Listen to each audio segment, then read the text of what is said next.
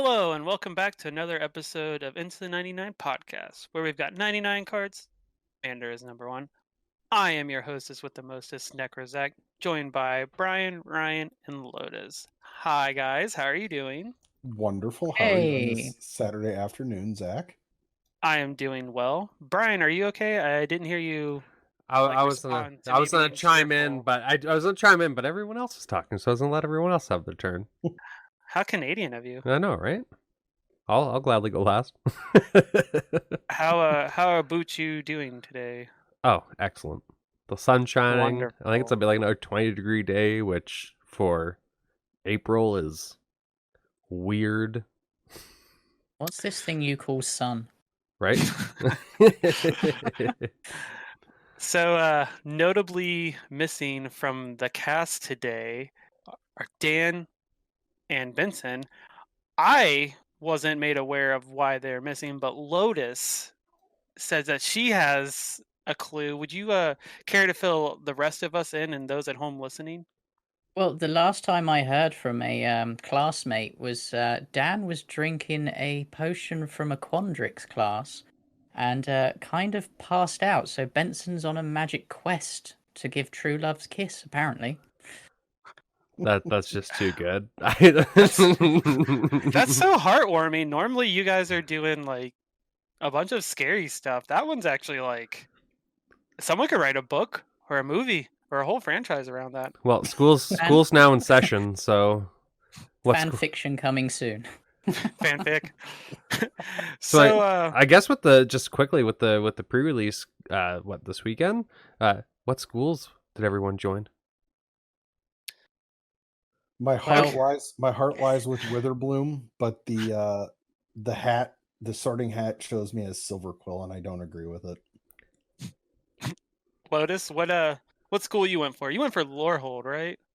no, I'm only doing this in sort of honor of you. My school is Quandrix because math is magic and math is for blockers. Sounds about right. You do like banding quite a bit. It doesn't get more mathy than that. Yeah, I do like banding, although that's in white. But the amount of fractals I made last night was insane. I don't think I would have chose the word insane. It was probably belligerent. I think that's the Yeah. correct phrase. My life total felt very, very violated. What what college did you join, Brian? Do you know what? I had that argument with the Sorting Hat. The stylish. I like the stylish looks of the Silver Quill. I think I'd fit right in. I like a nice looking uniform, right? But I think the spells and the power of Quandrix has me. So I was there to watch Dan take that potion. Well, I thought for sure I was going to be Witherbloom with how I answered my questions, but I was actually Quandrix as well. I was very surprised. I just I took the test, screenshotted my results, and sent it to chat. And was like, huh? Yeah, that was weird.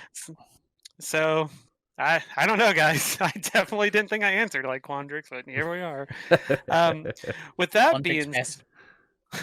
with that being said, we're you know as the old saying goes, when the cat's away, the mice will play. So I'm gonna need you people at home and you lovely co-hosts of mine to strap in because we are doing a NekroZach deck tech today, which Take two. yes, take two Electric Boogaloo. This deck I originally built as soon as the commander was spoiled. So day one, no spoilers for uh, the commander decks are in this deck, and nothing from Strixhaven because there really weren't Strixhaven cards when the commander was spoiled. We recorded this episode 2 weeks ago, Brian. Yeah. And there was some audio issues, so we had to scrap that. But Lotus was nice enough to let us use some of her audio for Brewing It Live, which you can catch every Sunday. So now we're going to redo this episode. So there are three things I like to do in Magic. Can one of you tell me what they are, or can all of you tell me what they are? You like to play S- in? Oh, I just have One to at a say, time. he likes to play in his trash. I do. I am the trash man. Hey, they make some good pay. Apparently. Okay, go ahead, Lotus. I was just gonna say you get salty, you scoop, and then you shuffle a lot. Oh, that sounds right up Zach's alley. Yeah, no, I'll concur. Those are the three things. Well, so I guess if you're looking in a mirror, those are the things you guys see when I play with you. But for the viewers and listeners at home, I love to reanimate, I love to steal, and I love to copy. And today, we're doing two of those things. We're going to be reanimating and we're going to be making copies of things. But we're doing it in colors that I do not brew in ever.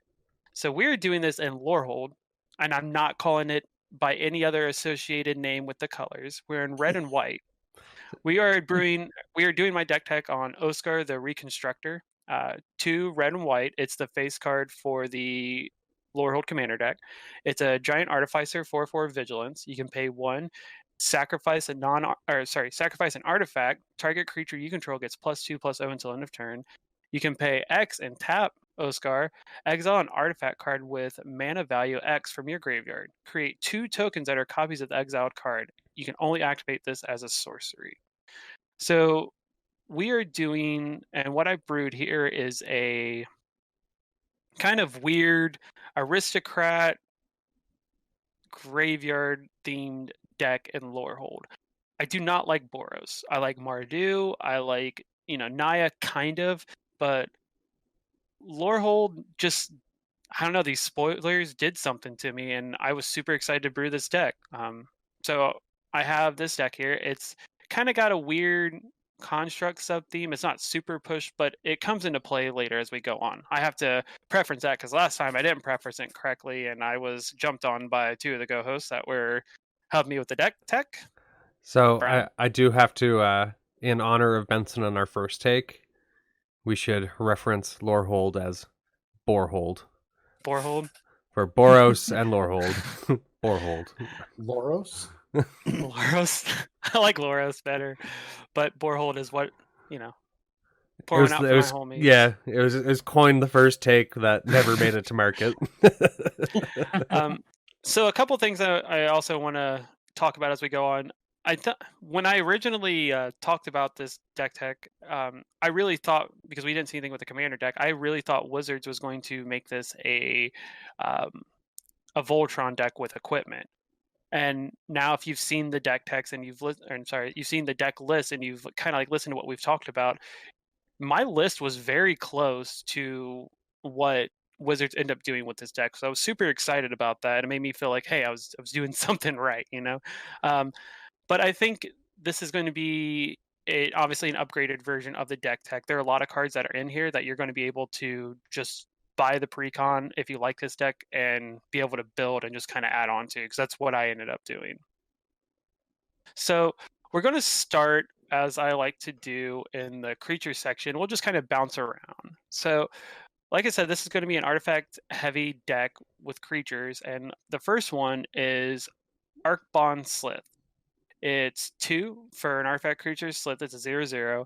When it deals combat damage to a player, you put a +1/+1 counter on it, and it has modular 1.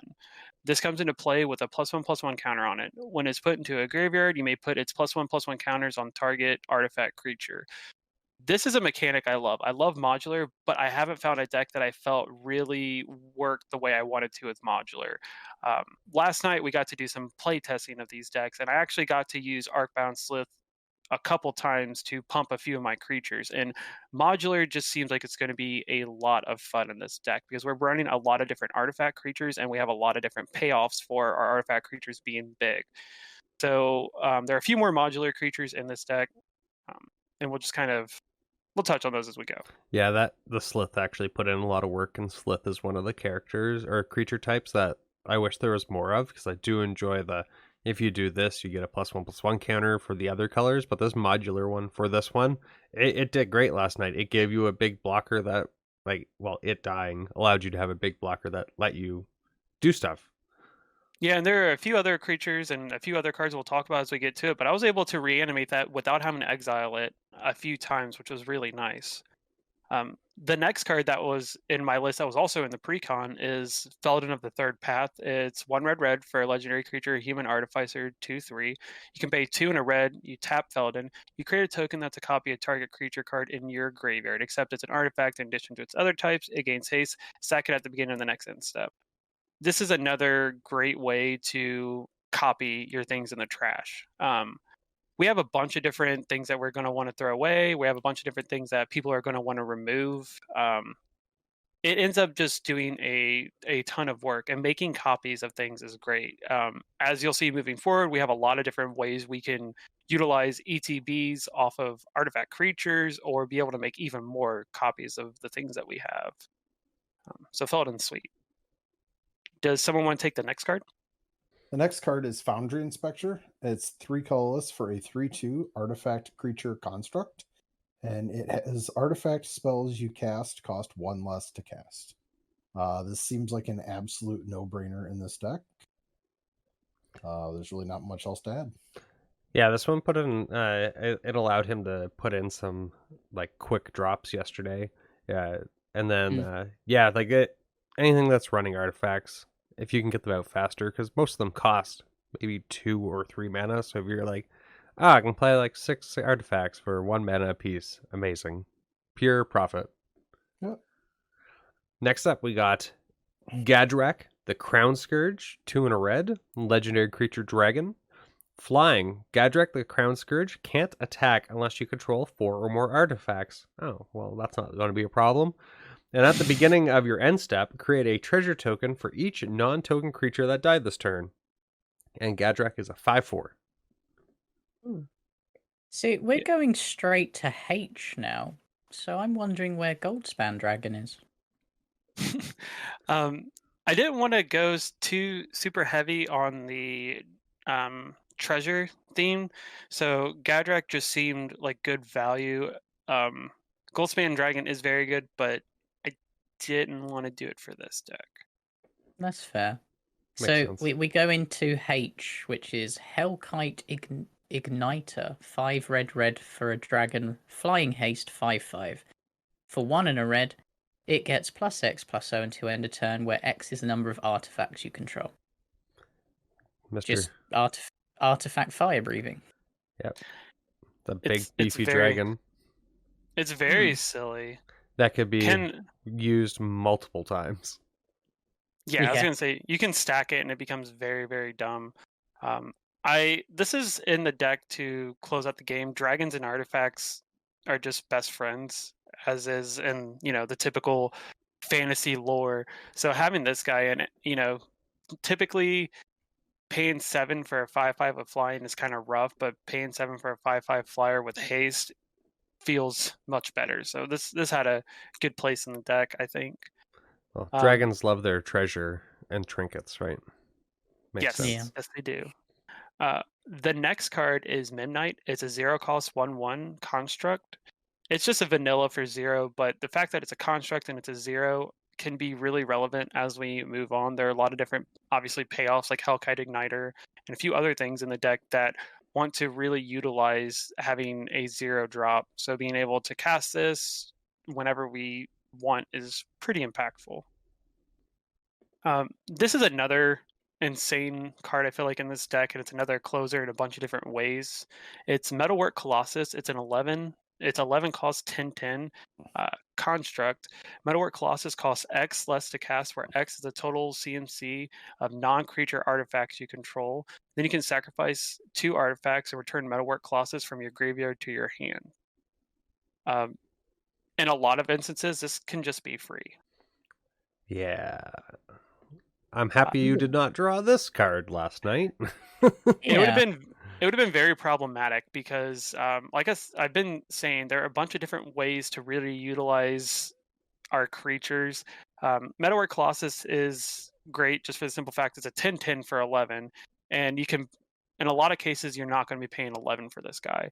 And if it's in the graveyard through, looting effects, we can sacrifice 2 artifacts and return it to from our graveyard to our hand. So it also enables what Osgir wants to do, right? By being able to put artifacts in the graveyard to make 2 more of them. So sometimes, like we were seeing issues last night where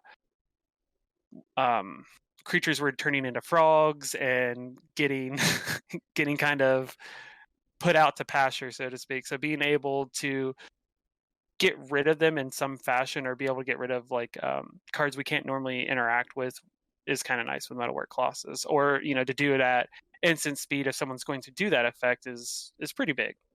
This next card is an absolute favorite of mine, Mirror Battlesphere. It's a 7 mana for a 4/7 mirror construct, and when it enters the battlefield, create 4 1/1 colorless mirror artifact creature tokens, and whenever Mirror Battlesphere attacks, you can tap X untapped mirror you control. If you do, it gets +X/+O and deals X damage to the player or planeswalker it's attacking. This card's hilarious. So we've had artifact fire breathing, now we have mirror fire breathing. This is another card that can essentially just end the game for someone. We have a bunch of different ways. Our commander can just outright make 2 of these, and they're going to come in massive. Well, we're going to come in with 4 additional, and that's just a lot of extra damage. But we also have other cards that are going to be able to copy this, so it just becomes very silly very quickly. So the next one you've got is Fyrexian Triniform, a 9-mana 9/9 that when it dies, it creates 3/3/3 golem artifact creature tokens. And then Encore for 12 if you didn't have enough tokens. It does exactly what we kind of want to do in this deck. We can make multiple versions. We can make multiple versions of this in our deck without having to specifically cast this. We can either do it from the graveyard, or we can just sacrifice it to something else to get all the value we want, and then make 2 more, or encore it for 12. It's a lot of fun. Yeah, I was just thinking of it because if it dies, then you just bring it back. I make 2 of them. Oh, they die. I get another 3. So you could have a potential of 9 3/3 golems if you really wanted. And go ahead. I was gonna say, did you have any opportunities to encore it last night? No, it was pretty far down, unfortunately. But this card, yeah. Yes. This card was the one that I was talking about that he was using with the Slith, which is for Fyrexian Walker. It's a 0 cost artifact creature that is a 0/3, and it has no fancy abilities or anything. But this thing became a 2/5 and just sat there. It was a very good blocker. The cool thing is, in its Oracle text, it's actually a construct too, which is once again relevant to some of the things that I'm wanting to do in this deck. So, yeah, go for it. This card seems sweet in this deck. Reckless Fireweaver, a colorless and red for a 1/3 human artificer. Whenever an artifact enters the battlefield under your control, Reckless Fireweaver deals 1 damage to each opponent. I see this card getting out of hand in this deck. Super happy that did not drop yesterday. Yes, I eventually got to a point where, spoilers, I had Doretti scrap Savant, which I'll read very quickly. He's a 4-drop, so 3 in a red for a planeswalker. He starts with 3 loyalty counters. You can +2 to discard up to 2 cards, then draw that many cards. You can -2, sacrifice an artifact. If you do, return target artifact card from your graveyard to the battlefield. Or you can -10, where you get an emblem with whenever an artifact is put into your graveyard from the battlefield, return that card to the battlefield at the beginning of the next end step. I'm not going to go too far into it, but I did get to -10 Doretti, and if Reckless Fireweaver would have been on the battlefield, I don't think I would have lost that game. Even with 64 fractals. Yeah, Reckless Fireweaver is part of the Aristocrat kind of package that I like to run, but with it being centered to artifacts, it just seems kind of like a no-brainer in this deck. Yeah. Um, this is another silly construct that I'm super happy I found a home for. It's Scuttling Doom Engine. It's a 6-drop 6/6. It can't be blocked by creatures with power 2 or less, and when it dies, it deals 6 damage to target opponent or planeswalker. Looks like a crab. It definitely looks like a crab. Should have been crab construct or It's crustacean time for construct. crab. Construct crab. Well, it also seems like you can do a bunch of shenanigans with this, like sacking it to Oscar and then recurring it with Felden and Oscar, and then having it die more to deal more damage. Yeah, there's just it's silly. Like I really wanted to abuse Oscar's ability as much as possible and then put as much redundancy as I could in the deck, and this just seems like so much fun. I saw this card, and like if I ever smile when I'm reading a card, I just instantly put it in the deck. It has to go in, and that's how I felt about this guy. Does someone want to take the next card? Sure. Steel Overseer, 2 mana, 1/1 construct. Tap, put a +1 counter on each artifact creature you control. Again, just seems good in this. Surprisingly, this was another card that was in the pre-con, and I didn't expect to see this in there. Like I said, I really thought it was going to be a Voltron equipment deck. So seeing Steel Overseer was great. I put it in because there are a bunch of Arcbound cards that I want to be able to really get a ton of value for with Steel Overseer, but it's very good in an artifact creature heavy deck. So this. Can we? Sorry. Can we back? I just want to back up to Scuttling Doom Engine for 1 second and read its flavor text. A masterwork of spite inspired by madness. Looks it. I feel like that's what you want. I love that card. It's so much fun. Okay, go ahead, Brian. Sorry. So in the last, like when we first did our first take on this, for Stuffy Doll, we also got on the topic of why is Brash Taunter not in here? But Stuffy Doll, the third best goblin. But Stuffy Doll makes sense because it is that whole, well, it's a construct, it's not a goblin. And Stuffy Doll costs 5, artifact creature construct. It's indestructible. And as Stuffy Doll enters the battlefield, choose a player.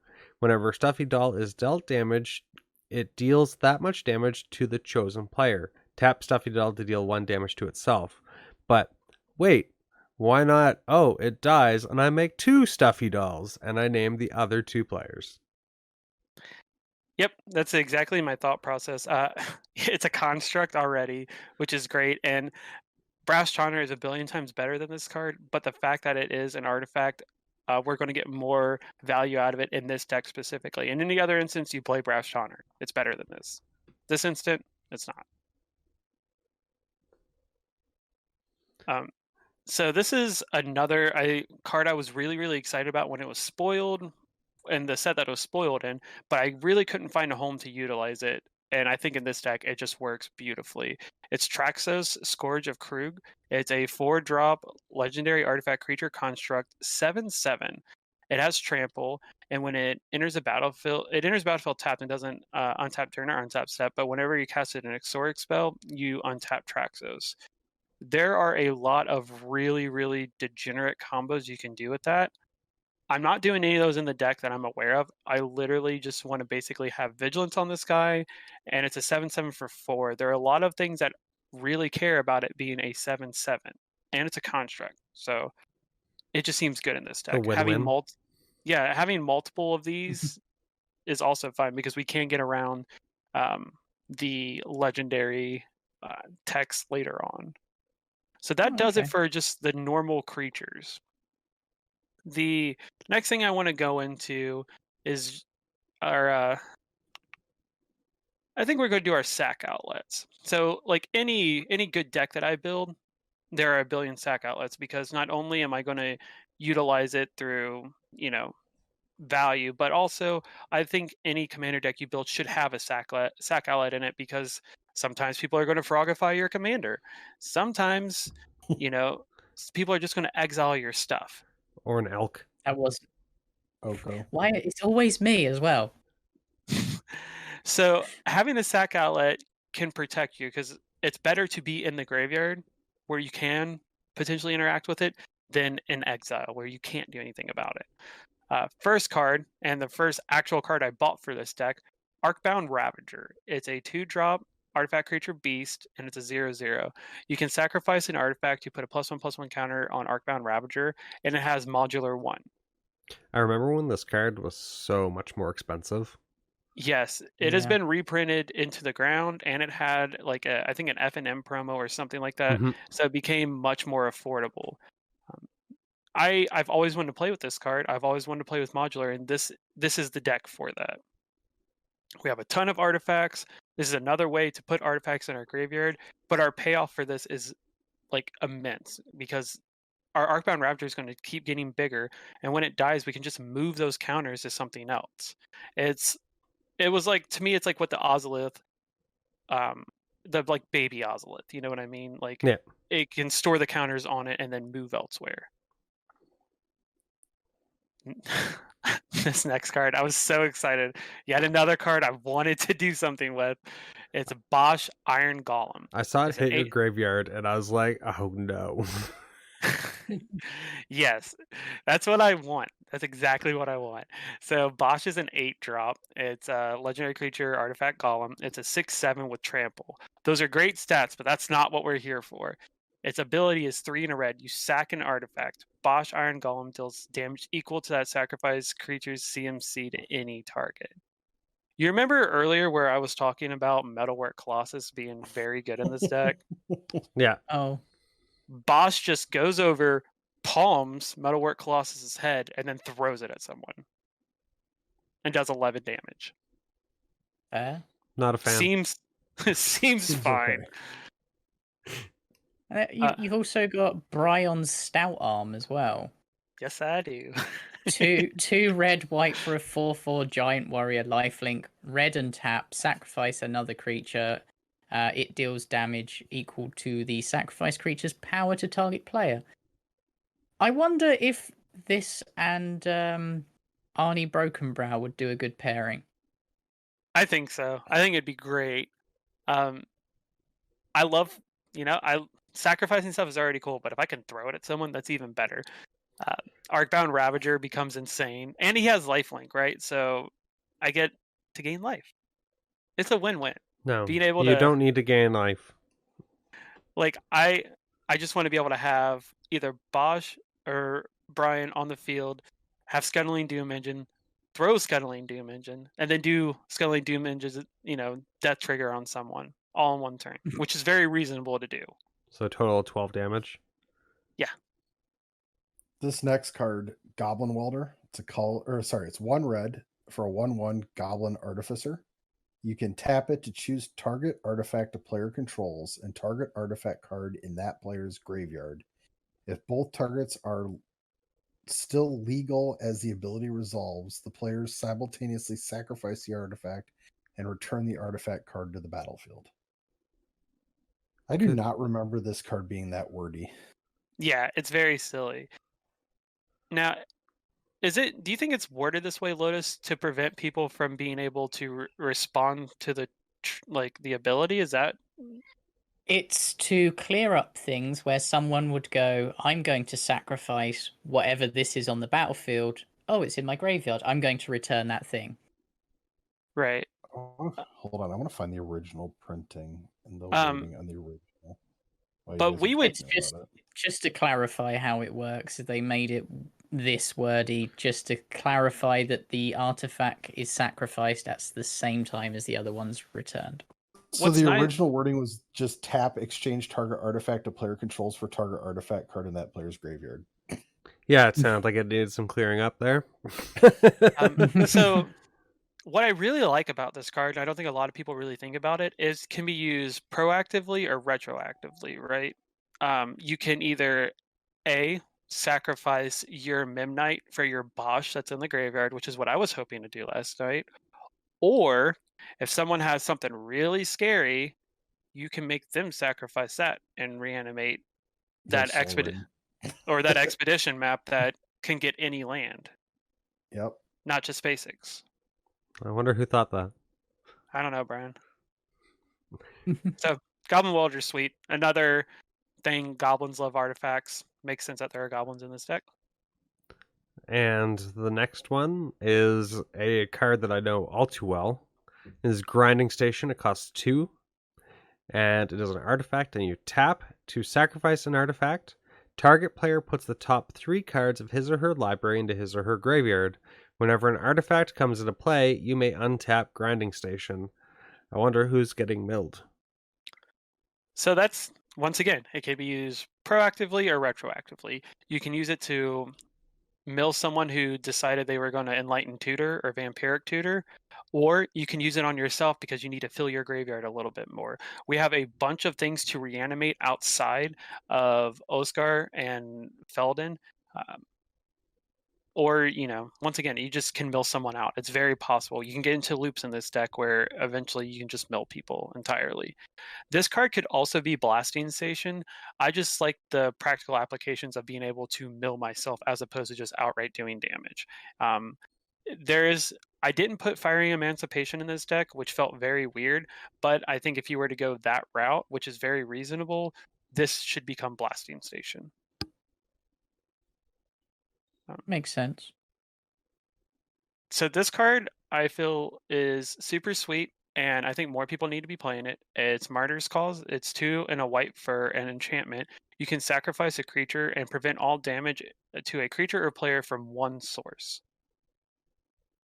People are going to see what we're trying to do in this deck. They're going to be very upset with you very often. So being able to fog specific damage is very, very good. Like that 64/64. Yeah. Or just a 5/5 frog. Oh yeah, that's My true too. commander will get through. So Martyr's Cause is sweet, and once again, even if you don't have a real reason to use it, just being able to sacrifice a creature at instant speed is good. You should always play more sacrifice outlets. All right. This card.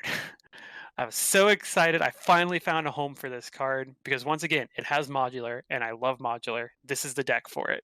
It has Scrapyard Recombinder. It's a 3-drop 0/0 for a construct. It has modular too, so it's going to enter with 2+1/+1 counters. You can tap it. You sacrifice an artifact. You search your library for a construct card, reveal it, put it in your hand, then shuffle your library. This is why I am playing constructs like I am, outside of the constructs just being good.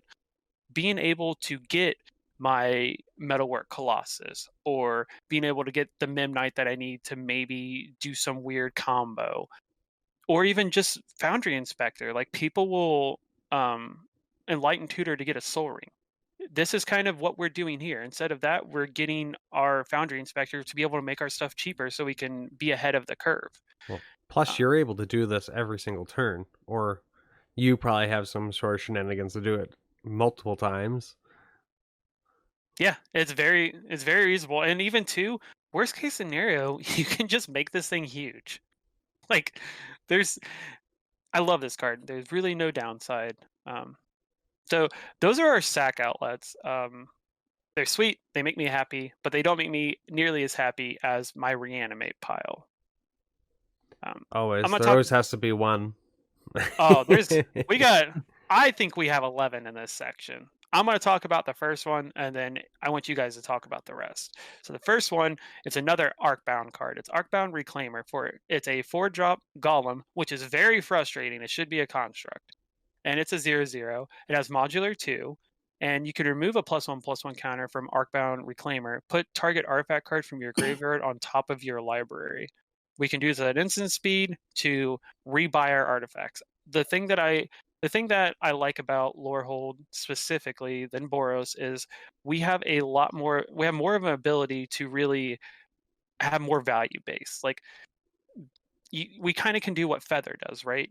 Being able to have this card down and maybe replay our Wayfarer's Bauble that's in the deck. Being able to replay other things who just increase in value, whether it be card draw or what have you. This guy is going to help us to do it. And being able to put counters on it, which we can do, is going to make this card be used multiple times. Yeah, I do like the next one. Well, why don't you get into it? Yeah. Let us know what's Away. going on there. Well, this was one of the new ones from the Kaldheim precon. Cosmic Intervention, 3 and a white, instant. Yeah, this dirty card. It is. If a permanent you control would be put into the graveyard from the battlefield this turn, exile it instead. Return it to the battlefield under its owner's control at the beginning of the next end step, and you can foretell it for 1 and a white. I honestly think this is better than Teferi's Protection sometimes. Or it's the next Teferi's Protection. Well, it allows you to utilize sack engines, and then they just come back again. So if someone's on a board wipe and you don't want to lose everything, and you're playing Zack shenanigans, it's very good. Well, the other thing that I think is actually better than Teferi's Protection is Teferi's Protection phases. This re-enters, causing all your ETBs again. Exactly. I've said this to the group, and I've said it on the podcast a couple times, but I'm going to reiterate it here and now. I think this card is going to be very expensive if it doesn't get any kind of reprints in the near future. Since I've bought like 12 of these, no exaggeration. It is insane. It's a very powerful card. It's close. It's a lot like Second Sunrise, and Second Sunrise is kind of an expensive card too. But just with this having a limited printing and it being in a commander deck, like, pick these up. They're very good. I talked earlier already about being able to be proactive or retroactive, and this card is the same way. Like you guys said, if someone's going to wipe my field, nah, we're not having that. I'm going to Cosmic Intervention. Or if I need to re-ETB stuff, or need to do that value, or I want to just be able to get a bunch of my sacrifice triggers going, Cosmic Intervention is fine. Maybe, I mean, there's definitely a bunch of different ways you can utilize this in the deck. And then, the tried and true method here, Mirror Retriever, 2 colorless. 1/1 mirror. When Mirror Retriever dies, return another target artifact card from your graveyard to your hand. Any artifact deck obviously going to be running this guy. It's very good. The next card is Pull from Eternity. It's 1 white for an instant. Put target face-up card that's removed from the game into its owner's graveyard. Just like I'm assuming just to get around shenanigans where people exile your graveyards and you want something back, or Well, he has to exile stuff for his commanders too. Mm-hmm. Yeah. That too. When I found myself gravitating to playing this card more and more because I have, like, not combo pieces but key pieces I want to be able to rebuy. I love rebuying my stuff. It is the best. So Pull from Eternity, being able to do it at instant speed. So, like, we can only use Osgir at sorcery speed. So maybe I want to, set up another good, big play, and I need to bring back my Metalwork Colossus or something silly. We can do that the turn before ours, so we can move into our turn being able to set up us in a good position. And two, like, this was one of the foils in the mystery booster, and they're super, super cheap. There's no reason to not slide this in a white deck. Also, you can use it quite defensively as well. I don't know if people remember, there's a self-suspending cycle in the new commander decks. Once they cast, they resuspend. Well, they're exiled and they're face up. You can put that in the graveyard and technically remove that from the game. You are 100% right. Oh, wow. Notably, it says face up for a reason, because there are cards that exile stuff face down. I'm looking at you, Gonti. We can't do anything about that, but Or foretold. or foretold. But we do have some outs. Just to keep that in mind. If you build this deck, you can get hosed by that. Just remember that. Next up, we got Scrap Trawler, 3 colorless artifact creature construct. When Scrap Trawler or another artifact you control is put into a graveyard from the battlefield, return to your hand. Return to your hand target artifact card in your graveyard with lesser converted mana cost. And this guy I know is a combo piece to constantly recur artifacts. Yep. So this card is actually in the precon. Mirror Retriever isn't. So if you do have them together, they will be able to bring each other back and forth. So it is a loop that can go as long as you want. So with Reckless Fireweaver, you can win the game like that if that loop isn't broken. I don't typically like playing combos. I just felt like this was a good place. Most of the time, I just want value. I don't really like any games like that. I would much rather throw Metalwork Colossus at everyone multiple times. That's more of how I like to play. But I wanted to outline that because I felt like it was silly to have Scrap Trawler and not have Mirror Retriever in the deck because they are both very powerful. They both do good things. But once again, you do not have to play that way. I don't intend on doing it unless Brian makes me mad. Which does happen. Or if there is a 64-64 fractal. This next card is Second Sunrise. It is a colorless white instant. Each player returns to play all artifact, creature, enchantment, and land cards that were put into his or her graveyard from play this turn. This card can do a lot of really, really, really ridiculous things, but is also incredibly good defensively and offensively in this deck. I mentioned Cosmic Intervention does the same thing, but it doesn't to a degree because Second Sunrise is going to hit everyone, which I don't like. Like Brian said, it can be used, offense or defense. It can also be very political, which I love doing politics. Being able, someone does a board wipe, passes priority to me. I look over like, hey, Lotus, remember how, so-and-so is going to get rid of your board? What if I could make sure that doesn't happen? Or it Makes does, sense. and then you get all your triggers, Or you're leaving so alone. so Second Sunrise is great. It can be used in a lot of different ways. I presume Sun Titan is just value on a stick. It's a 6-mana 6/6 vigilance. When it enters the battlefield or attacks, which most people forget, you may return target permanent card with converted mana cost 3 or less from your graveyard to the battlefield. So anything from a land up to C&C3. Which is like a majority of Zack's artifacts. I don't know if people realize this, but a lot of artifacts that are very, very good are 3 CMC or less. So it's one of my favorite white cards. I like playing it. There's not really much to say. It's good. And it was in the precon anyway, so why not? Yeah, they've printed it a lot recently. And I think it's getting cheaper, but it's still not as cheap as you would expect.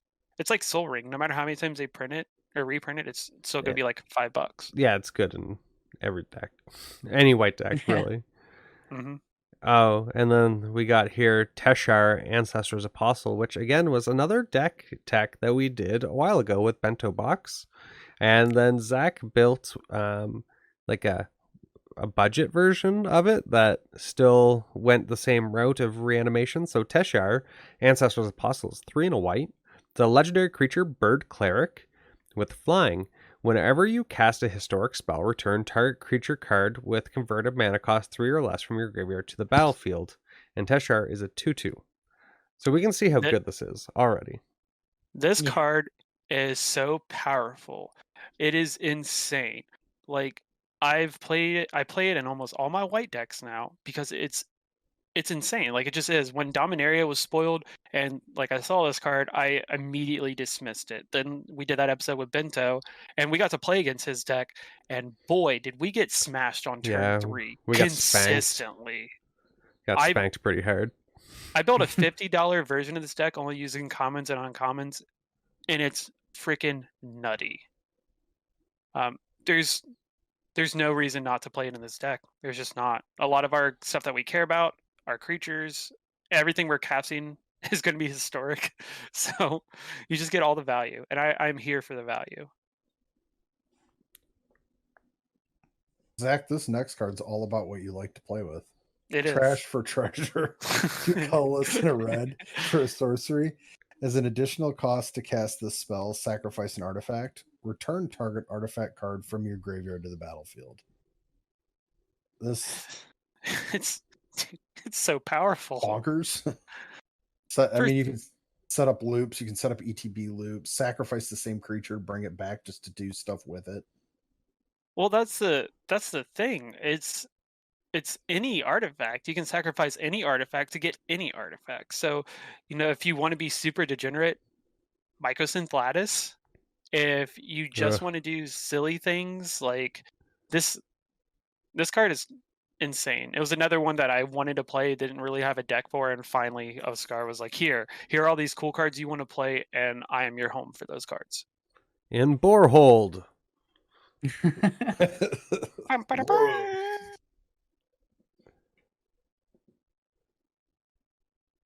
These next two are you guys. I'm not reading anymore. Oh, okay. Well, we got some treasure. We got some treasure hunter. 2 and a white creature. It's a human, not a construct. When treasure hunter comes into play, you may return target artifact card from your graveyard to your hand. Who knew? In a reanimate pile. And then you've got your last one, Trusty Pack Beast. 2 and a white for a beast. Still not a construct. It's a 2/3. When it enters the battlefield, return target artifact card from your graveyard to your hand. So I quite like there's a new version in Jumpstart called Trusty Retriever. Mm-hmm. I think it does the same thing, but also gives the option of a +1 counter to help with your modular. Maybe a consideration. Yeah, for sure. These guys, both Treasure Hunter and Trusty Pack Beast, are like pet cards for me. They go in Teshar. They're like Teshar's best friends, and I always have thought Treasure Hunter started, and then he found too much treasure, so he got a Trusty Pack Beast. I was just going to say that. I was going to be like, I think that Treasure Hunter does need a Trusty Pack Beast. They're literally the same card outside of creature type and Trusty Pack Beast having 1 more toughness, but it's the same thing. Like any artifact card from your grave to your hand, you can get into loops with Teshar, which I do in my Teshar deck, to be able to reanimate anything that you want. It's just a very good value engine that I think is often overlooked. And anytime I can preach the good word of, the triple T's here, I like to do that. All right, so that does it for our reanimation pile. So now we're going to get into more of our, I think, traditional stuff. We'll go with our ramp. Ramp, I don't think is anything super spicy. We have Arcane Signet to tap, add any color that's in our commander's color identity. Ashnod's Altar, which I think is obvious in this deck. It's 3-drop artifact, sack a creature, add double colors to your mana pool. A lot of our things that we're going to be casting are colorless, so this is no need for the Fyrexian Altar. Nope. Burnished Heart is in this deck, but ultimately this will become, especially after playing last night, it'll become Archaeomancer's map, because it's just insane. But it's a silly card. Yeah, it's so good. Like I said, this was not edited, or this had nothing added from the precons yet. Moving forward, there's just some I'm going to have to add, because, boy, that precon's good, guys. If you don't like Lorehol, buy that precon anyways, because it's insanely powerful. The one that I'm most excited to talk about is this. It's Karkland Ironworks. It's a 4-drop. It does what Ashnod's Altar does, but you can sacrifice any artifact to add 2 to your mana pool. This just gets out of hand. Once Doretti ulted last night in our game, and I had Karkland Ironworks, I was sacrificing things to just get a ton of value constantly, being able to draw and do all kinds of silly things. Was not a fan. That's because I wasn't doing too well. I think everyone was a fan. I was fine.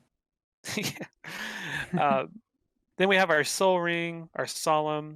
Therian Dynamo will also become another artifact or a mana rock from the construct. Is one I was very excited about. It's Curse Mirror. It's 2 and a red for an artifact. You can have it tap for a red, or when it ETBs, it becomes a target of any creature on the battlefield and gains haste on a turn. Card is so good. Yeah. Does it stay as the creature? Or does the creature part go away at the end of turn as well? It goes away in a turn. Okay. Walking Atlas, 2/1/1 construct. You can tap to put a land card from your hand in the battlefield. Also good. It's another way Boros, Lorehold, can ramp in kind of a different manner. And when you have the Archaeomancer's map, this also can be a very powerful thing to do.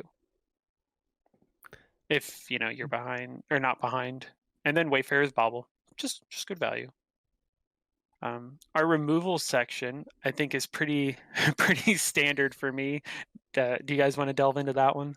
So first off, we have Blasphemous Act here, which is very Blasphemous Act.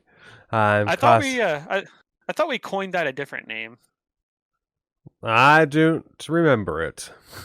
If it Dan refers to it as Blasphemous Act. I haven't heard that one, but I'll give it to you. So it's 8 in a red. It's a sorcery, and this spell costs 1 less to cast for each creature on the battlefield. Blasphemous Act deals 13 damage to each creature. If you're only putting out artifacts, then it doesn't really matter if you have creatures, especially if you can just get everything back. The next one I'm a bit confused on, though. I'm sure this should be Lorehold Charm. Borhold Charm? Boros Charm. Is this a Boros deck? It is, Jim, it if is you're not. listening, we need a Lorehold Charm. Borhold Charm. But one and a red and white instant, choose one, deal 4 damage to target player or planeswalker. Permanents you gain indestructible until end of turn, or target creature gains double strike to end of turn. This card's never dead. This card's so good. Like,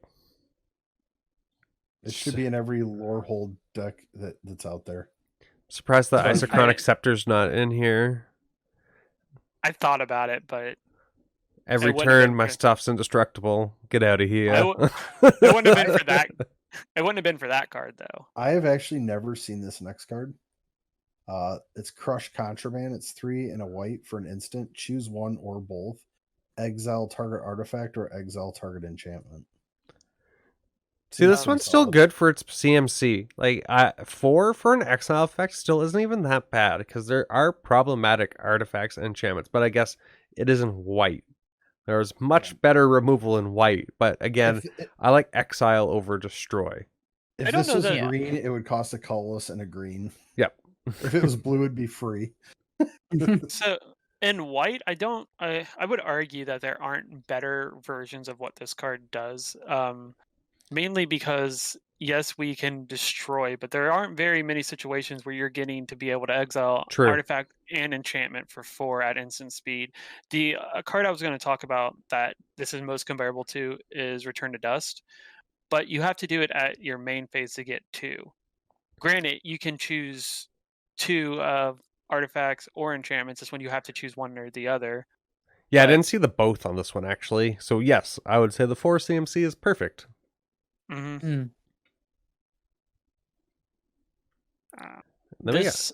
Sorry? Yeah. This next card, I believe, was also in the pre-con. It's Dispatch. It's 1 white for an instant. You can tap target creature. But if you have Metalcraft, so if you control 3 or more artifacts, you exile that creature. This could be Swords of the Plowshare. This could be the other one. But hey, you got the artifacts. Might as well. And Zach's dead again. He exiled himself. Zack, are you... Did you get your basic land while you were gone? Yes. Get Osgir to get him back. So we can get 2 Zacks. Oh, God. Could you imagine the decks that 2 Zacks could come up with? Oh, that's funny. So, yes, Dispatch could be either one of those, but we meet the criteria for this, and it's just a flat outright exile. Do you know what I like a lot of removal. Like, I'd probably still add in, if I could find stuff to remove, to have Swords to Plowshares and Path for sure. Like, I just like to be able to remove. Again, I don't run a lot of board wipes, so I wouldn't maybe not have Blasphemous Act. But that's me. But yeah, I like Dispatch. You know why I'm not running as much exile or multiple versions of that, it's because of this card. It's duplicate. I It's a love 6-drop. duplicate. Exactly. It's a 6-drop artifact creature, shapeshifter, 2/4. It has imprint. When it ETBs, you may exile target non-token creature. As long as this card exiled with duplicate is a creature card, duplicate has the power and toughness and creature types of the last creature card exiled with duplicate. It's still a shapeshifter. So this card, while it's not as cheap as Swords or Path, we're going to be able to utilize this much more. Whether we're making multiple copies with Osgir, or maybe we're making multiple copies with Felden, this is going to allow us to do it multiple times. And because it's an artifact, there are plenty of ways to just cheat it out for honestly less than 1 mana. So For free? those are my rebuttals to your rebuttals, sir. This next card is, I think, a white staple. I really Mhm. don't know many white decks that don't run this. It's well, you're wrong, Brian. It is Wrath of God. It's 2 colorless white sorcery. Destroy all creatures that can't be regenerated. Yep, just good. Yep, it's the old standby. It's a good, clean fun, right? Yep.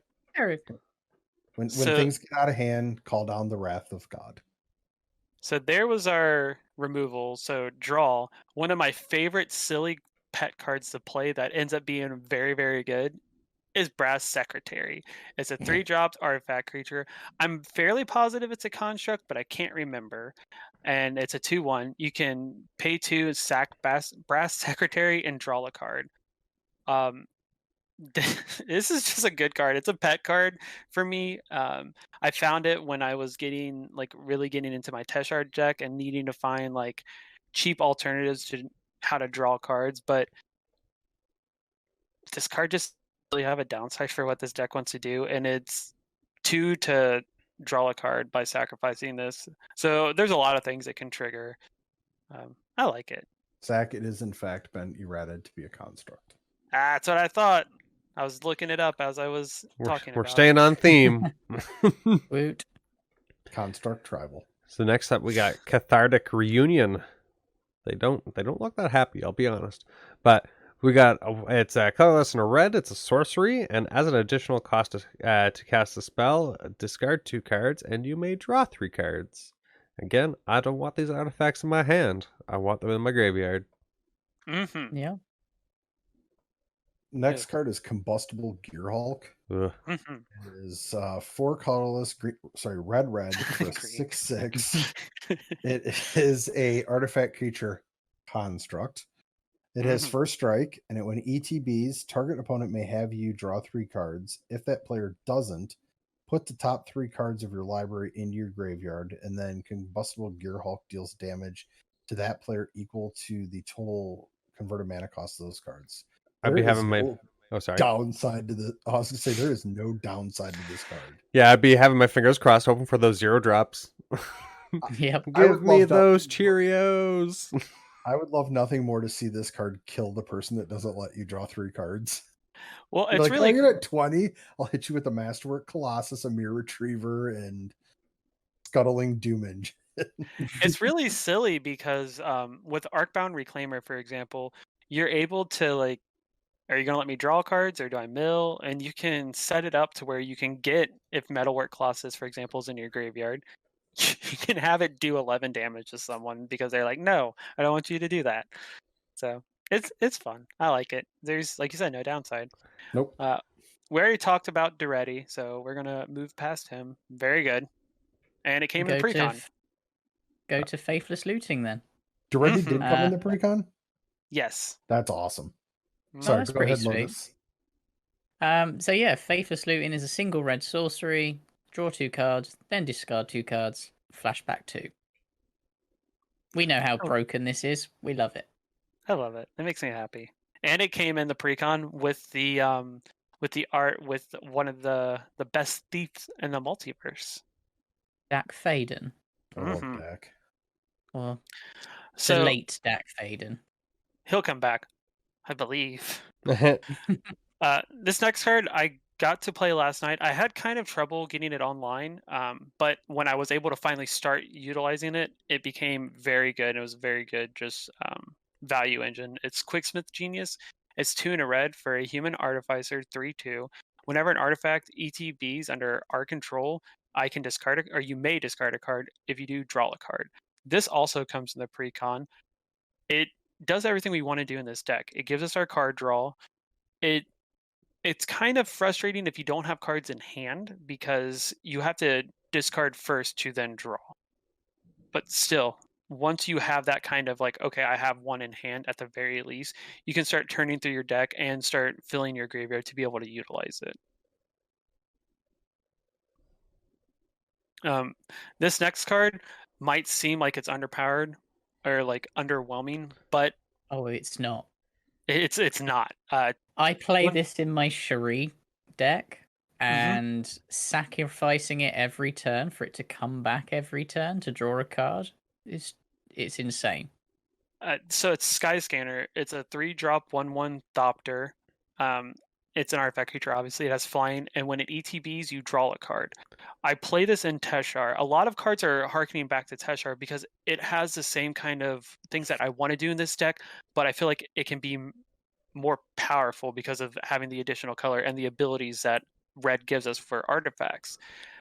So we can either exile it for 3 from our graveyard to make 2 and draw 2 cards, or we can make multiple copies of it with different effects in this deck to just draw a bunch of cards. Like, this is just an out. Like, if we need that value and we're not really getting there with Quicksmith Genius, or maybe Doretti isn't really doing it for us, or we want to like do something else with Doretti, Sky Scanner can be a way to just utilize that. And next up, we have the thrill of possibilities. What can happen, guys? We got 1 in red, and it's an instant. And as an additional cost to cast this spell, you must discard a card. But you can draw 2. Yes, it's very on theme for this deck. It's very thrilling. The thrill of the possibilities of stuff in our graveyard, or what we could draw.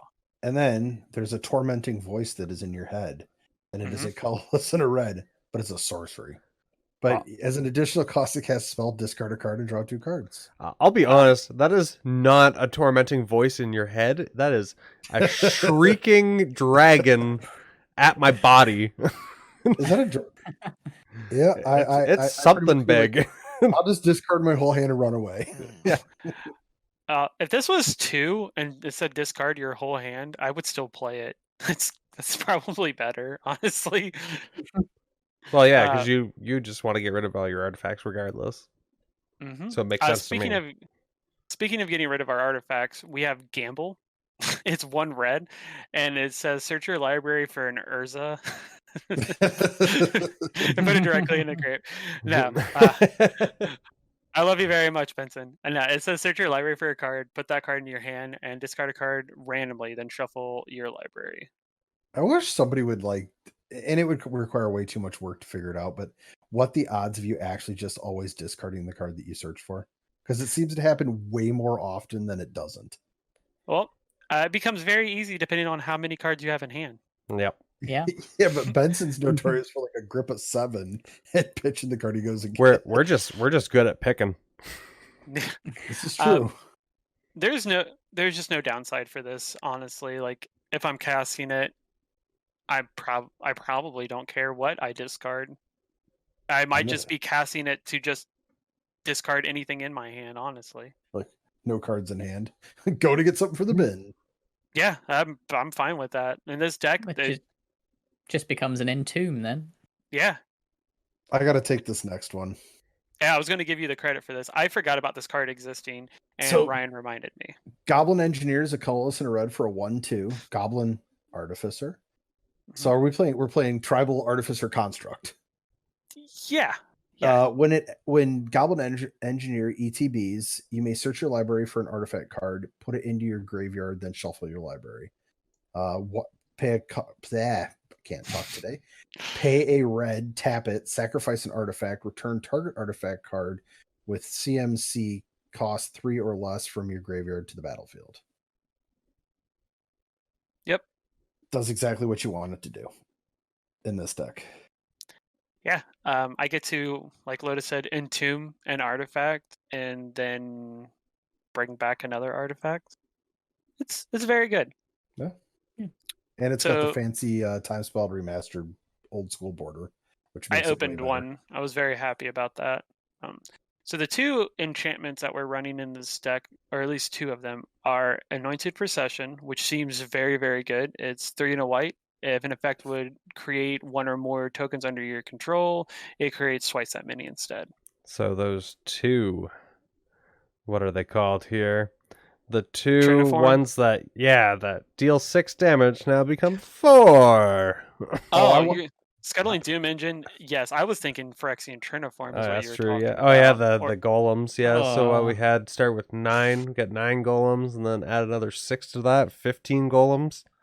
or We Mere haven't got Battle Spear. we haven't gotten there yet, but the Illusionist Bracers Rings of Bright Heart with Anointed Procession and using Osgir to bring back any of that ridiculousness just goes Ew. berserk. That's how my mind thinks. Lotus, you want to read this next card? Sure. Pia's Revolution, 2 and a red enchantment. Whenever a non-token artifact is put into your graveyard from the battlefield, return that card to your hand unless a target opponent has Pia's Revolution, deal 3 damage to them. That's pretty sweet. Yep, sounds good. It's just it's just an enchantment in red that's basically Athreos, isn't it? Yeah. That's why I had to read it. I thought it felt at home for you. for This card just- last night's game. My Shadow Porno Bustles that did nothing. Yes. This in a roundabout way reminds me of like Smothering Tax and Ristic City. Are you going to take 3? Are you going to take 3? Are you going to take 3? I need to build a deck that just has all those cards in. What was that? Smothering Tax? Is this a new card that I'm not aware of? I Oh, said God. Smothering Tax. Yeah. Yep. Okay, Smothering Tithe, Ristic Study, all those. We knew what you meant. Yeah, but now I want a Smothering Tax. It's coming. We've got what Monologue Tax and Smothering Tithe.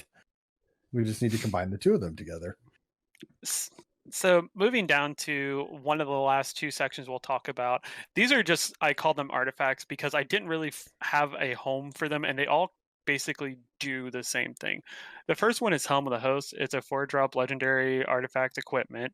At the beginning of combat on your turn, create a token that's a copy of equipped creature, except the token isn't legendary. If the equipped creature is legendary, that token gains haste and it equips for 5. We can just get another Osgir, or we can literally get any of the other annoying things that are in this deck. It's either value or problems. Either way, it's good for us. Then we got the Illusionist Bracers for 2 artifact equipment. Whenever an ability equipped creature is activated, if it isn't a mana ability, copy that ability. You may choose new targets for that copy, and the equip cost is 3. So getting 2 triggers of Osgir? Yeah, there is a red version of Illusionist Bracers that comes in the Commander Precon. Like I said, this was all built without Precon cards and before the Precon was spoiled, so I had no clue that card existed. I will Mage's most likely... Braces? Yeah, I can't remember. It does the exact same thing as Rings, but for 1 less. And it only cares about creatures, not anything that Rings cares for. But I will probably put it in this deck. I just have to find a thing to cut to make it make sense, because I don't really want to cut any of the cards in this section. This next card was also in the Precon. It's Mirrorworks. It's a 5-drop artifact. Whenever another non-token artifact ETBs under our control, we can pay 2. If we do, we create a token that's a copy of that artifact. Note that it just says artifact. It's not artifact creature or creature. It's artifact. So in a roundabout way, we do run the 3 artifact lands in this deck. They are also in the Precon. So we can ramp in a weird way. It's basically a rampant growth for us, right? Or we just make another stuffy doll or another Steel Overseer or another Rings of Brightheart.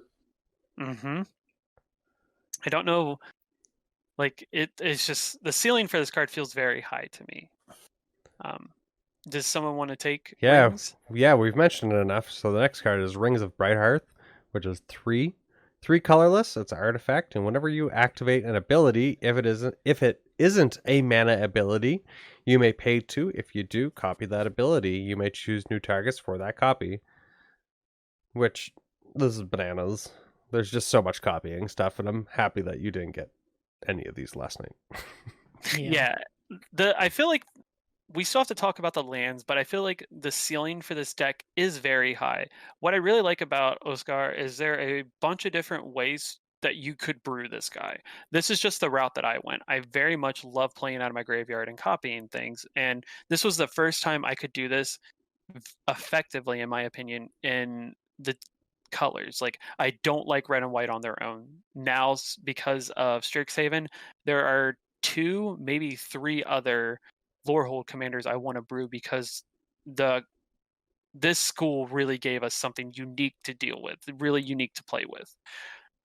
So we're not going to go over all the lands, but there are a few lands I want to talk about. The first one is, well, I'm going to talk about 3 because they're essentially the same thing. We have Ancient Den, we have Great Furnace, and we have Darkstill Citadel.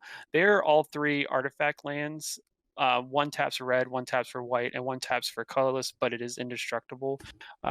So like I was saying, there are things that care. Obviously, you guys have heard there are things that care about artifacts just being on the battlefield, or when 1 ETBs, or even with Mirrorworks. When these guys are our land drops, we can do a bunch of silly different interactions with them, and I really like that kind of stuff. For more recursion, we have Buried Ruin. You can tap it for a colorless, or you can pay 2, tap and sack it. You return target artifact card from our graveyard to our hand. We have Inventor's Fair. It's a legendary land. At the beginning of your upkeep, if you control 3 or more artifacts, you gain 1 life. That is going to trigger pretty often. Like, this is going to incur, just give us value over the long run. You can tap it for a colorless, or you can pay 4, tap and sack it. Search your library for an artifact card, reveal it and put it into your hand, then shuffle your library. You can only do this if you control 3 or more artifacts. This is just a tutor. I don't run a lot of just straight tutors, but it felt like this land was just way too good not to run in this deck. It's a shame that it doesn't come in the precon. Yeah, I was pretty bummed because just going off of the list pricing for this, it's $35. Holy crap, I didn't know it was that expensive. Well, this is the list pricing. The list is always, well, not the list. It's the list, mystery booster, whatever. Yeah. Those are a different breed of card because they're considered more like this version of it's harder to find. I don't know what the normal version is, but I am bummed that this didn't come in the precon because it should have. The lands were actually very good, but I felt like this was kind of like a no-brainer and should have been included. Well, it's one of those that they're not easy to find, so just getting more back into the hands of the players seems like a good idea. Yeah. Right. Also, this you lane... could run. There's a new one that you can run from Cowtime as well. Axeguard Armory. Mm-hmm. So that one, I know you're not running it, but you can pay 4 mana, 1 red, white to sacrifice it. Search for an aura or equipment card. And it puts it in your hand. So I mean, Rings of Bright Hearth or something. Not Rings of Bright Hearth. The Illusionist Bracers or the Host. The Illusionist Bracers, Helm of the Host. Mm-hmm. Yeah, and like I said, there's the other. I think you might have read it or named it. The other bracers that came in the precon are also equipment, so that's actually very viable. Before this, I really didn't pay attention to red and white, so if it had red and white, I didn't look. So thank you for helping me out there, Lotus. This land came in the precon. It's Rogue's Passage. It's tried and true for our format. Tap it for a colors. 4, tap it. Target a creature can't be blocked this turn. Slayer Stronghold and Sunhome also came in the precon. I was very surprised to see them, but Slayer Stronghold taps for a colorless. You can pay red and white, tap it. Target creature gets +2/+0 and gains vigilance and haste until end of turn. So 11/11 becomes a 13/11, and then you with the Sun Home, let's give it double strike. Yeah, it's 22 or 26 damage on the stack, or not on the stack, but coming at you. Yeah. Oh, I wish the stack. Same. I couldn't. I don't know if I could keep up with Magic if damage was back on the stack, but You would have loved it when you could resolve in batches. I love like put combat damage on the sack, then sacrifice a creature to do something, or that's great. Seems crazy, but that's so that is the deck. I'm very happy with how it turned out. I feel like this deck is even more accessible with the precon, because the precon, to my surprise, had a lot of these cards. I was so relieved and happy that Wizards went this route, because I feel like it's a route they needed to go. It's not your typical what you expect from Boros. Like we said that in the podcast, and if you haven't listened, like when we talked about the spoilers for these, we really like talked about how the schools were set apart from the guilds. They do not play the same. There are similarities, obviously, because they're in the colors, but ultimately, you're going to be able to say, hey, if you're playing a Boros deck, kind of what to expect. If you say, hey, I'm playing a Lorehol deck, you also have some different expectations, and that's good. I love that. I feel like this is a deck that can sit down at a lot of different tables and not feel like it's being like pushed out very easily. There's a lot of recursion, a lot of redundancy, a lot of ways to just gain value over the long game. So if you're starting off kind of slow, this deck can steamroll kind of later in the game or middle of the game. But you can also have a very fast start. When we played last night, my opening hand was Land, Soul Ring, Arcane Signet right off the rip, and that was just a good hand. But it's possible to do that kind of stuff. It's a beefy hand. It is. Yeah, his very first draw was the Soul Ring. On both games too. When I played Essex, it was also the same way. Nice. Some So, things. Oh, go ahead, Lotus. You have two of the three things you like doing in this deck. Yes. I know that you can't do the steal effects because red is a temporary steal. Don't give him ideas, Lotus. Do it. However, you can steal in mono white, and it's permanent. So, Debt of Loyalty was one I would probably recommend just to complete things you like to do. The trifecta. The circle. It's one white for an instant. Regenerate target creature, then gain control of it. Oh, I like that. I like that a lot. I'm not I kill do think you. it is an older card though. Like they're not. It is reserve list. Yeah. But it is Whatever. a cheap one. Jim, if you're listening. Okay, I lie. It's now $30. It's not cheap anymore. That's still not horrible. So like part of where I was talking about some different ways you could go with this deck, something I thought about doing before I really came to this brew, and by before I mean like 10 minutes before I was finally like, nope, this is what I'm doing. I did have Zealous Conscripts. I did have Sundial of the Infinite. I had Kiki Jiki and a couple other things to just make copies steal. But that's, like I said, it's not what I end up doing, but I'm very excited about the card that you named, because that's something I would actually see having a place. Like maybe I would cut Blasphemous Act and put that in, because I like that effect a lot more. See, my janky nature would be something like liquid metal coating, steal someone's thing, make it an artifact, sack it to my commander. I thought about that too. That's what I really, and that's what I was like getting at. That's what I really like about this commander and what you can do with this deck specifically, is that you can liquid metal coating and not have to do anything busted, but you can do so many fun things. You have a lot of different ways you can feed it to your Ashnaughts, feed it to your Arcbound Ravager, feed it to your commander. Like there are just a lot of really fun things.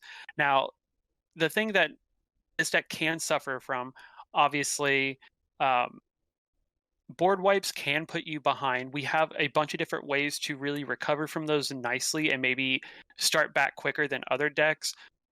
Exile effects, we suffer from, obviously, like most other decks are going to. Pull from Eternity can help that, but we don't have a lot of ways to really get Pull from Eternity back.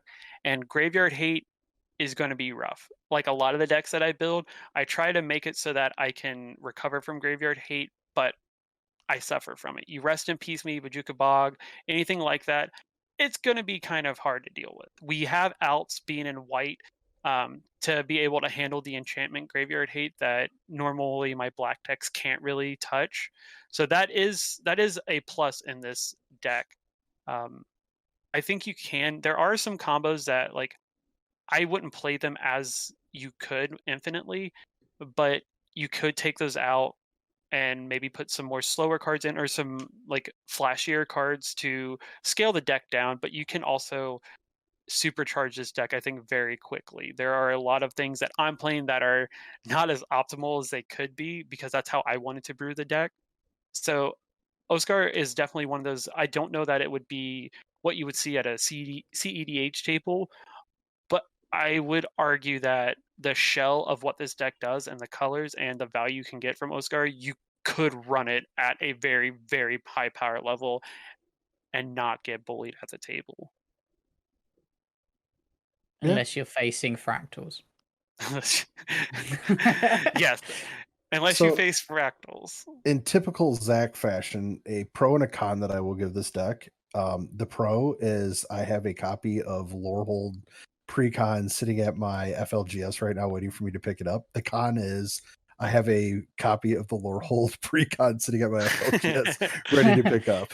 Like I had it initially just meant to get the other 4 decks because I was really not interested in this, and then Zach's hype train took a detour right through my house and picked me up, and I'm on it. Look, I hate Boros, but man, I'm back in Lorehold super hard. If you would have told Borhold. me, if you would have told me that for this, like not knowing anything about the decks beforehand, you saying like, hey, there is a green black, a white black, a green blue, a red white, and a red blue deck coming out, and you would have told me that I was getting the red white deck before any of those, I would have called you probably a couple different rude names because there's no way I would have believed you. Seeing this commander, like I hope and I pray that we keep getting more stuff like this for the colors because this has me so excited. I have been so pumped to play this deck, to brew this deck, to build it, to just open red and white cards from this set. I've always know- found like Boros was a cheap, efficient creature beatdown deck with a potential artifact or like equipment sub theme, and this is none of that.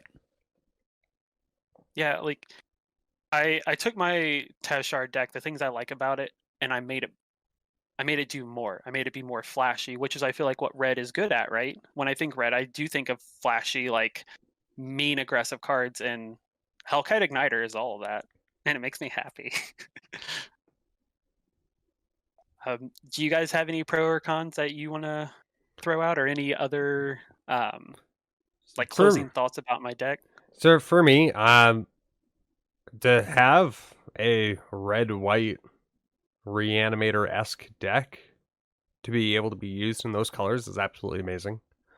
I was very excited the first time that we actually did this recording too. Like it completely blew me away. Like I was very excited, like very happy with any deck that you come forward with, Zach. I'm always excited to see because the way that you build and everything like that is just always a great time to hear your excitement and go through the deck list with.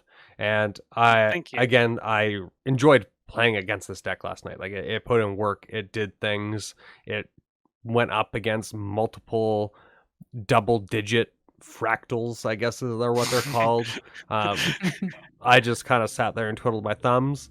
But no, this deck looks great, and I look forward to playing more games with it to see it, and hopefully not get hit with an 11-11. But I know with my hate, I'll be the taste tester for it. But that's what I appreciate about you. Yeah, I thought so. Is that all you appreciate? He's our crash test dummy for our I'll decks. be the stuffy doll.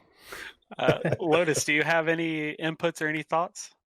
So I like that people are now starting to see how good white is. I have been trying for so long to say that white isn't as bad as people keep making it out. It's just you're using white wrong. And this deck just shows that you can do a lot. Yes, it's got help from red, but there's a lot in here that is good. My only criticism is there's not enough counter spells. Normally I don't like countering stuff. I want you guys to have your fun. It's not a part of the 3. I like to kill your stuff so I can steal your stuff. That's fair. I do. There is something that I forgot to mention, and I have to pull. Sorry, I have to grab my deck so I can tell you guys. Second Sunrise, I could not get a copy because my LGS didn't have it.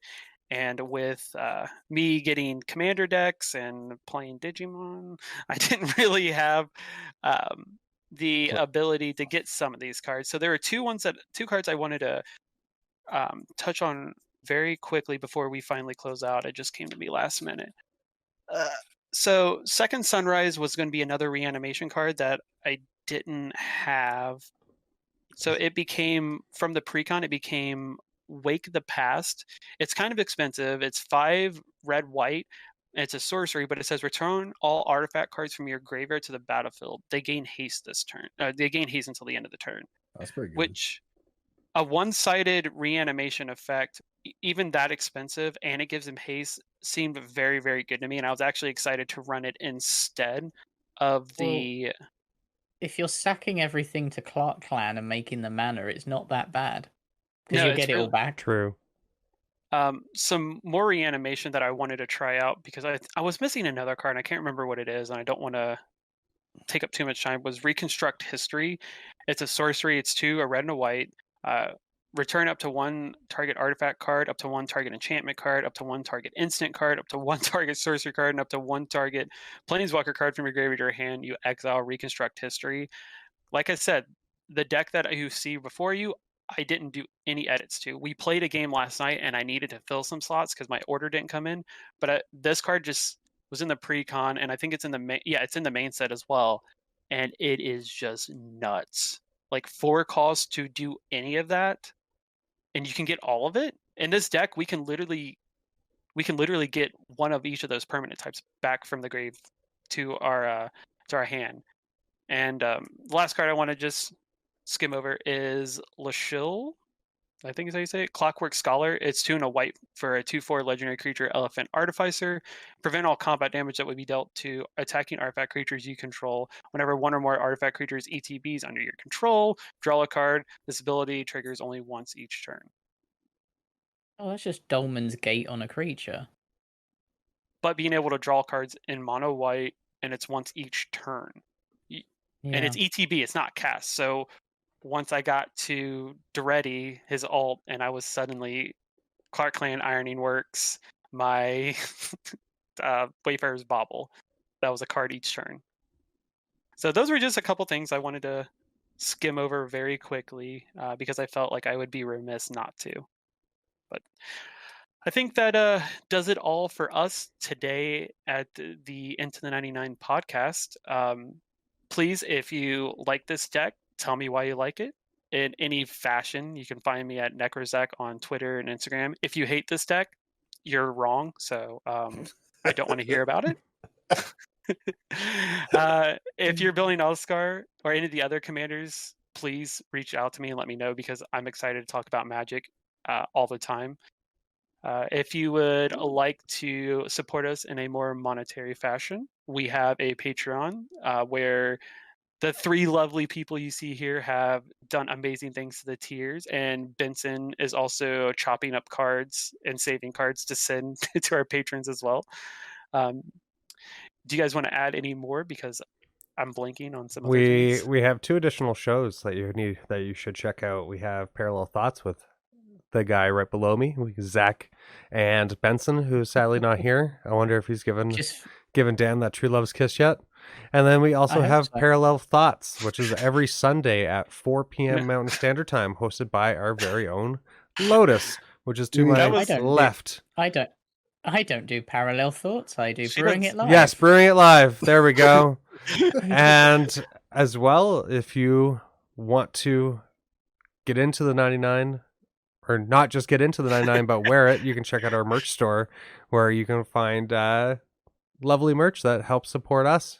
We also have our Commander Precon League coming up. It starts in just next over... week? Is it? Yeah, it starts 11 next days. week 11 days. You still have time to sign up. It's completely free. There's a bunch of awesome prizes we're going to give away, and all you need to start the league is a brand new precon deck from anywhere in Magic's Commander history. And it doesn't have to be brand new. You can literally get all the singles from that deck, so it's cheaper, which is what I did. Yes, you just have to have a unedited precon deck. Yep. And we put all the lists on our website, into99.com, so you can check which goes in it. What else can they find at into99.com, Lotus? You can find articles, other podcasts. You can find past Brewing It lives and all the rules to the Rise of the Precons. And with that, everybody, have an excellent day. Bye, everybody. Bye, guys. Bye.